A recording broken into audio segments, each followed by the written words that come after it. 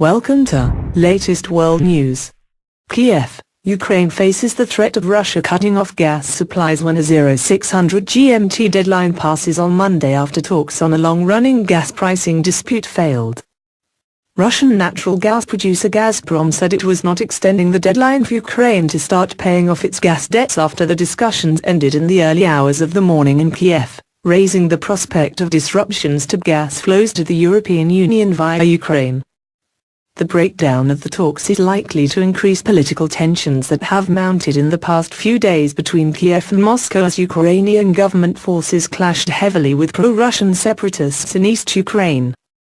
The latest in several rounds of talks ended at around 1:30 am, 2230 GMT, despite a last-minute attempt by the European Union's Energy Commission to secure a compromise. Moscow says Ukraine has a total of more than $4 billion in gas debts and wants almost half that sum paid by 0600 GMT. The Russian side is expecting payment of the accumulated gas debt of $1.951 billion before 10 am, 0600 GMT. On June 16, Gazprom spokesman Sergei Kaprianov said, "If the funds are not paid, gas supplies will, as was announced earlier, be switched to a prepayment system."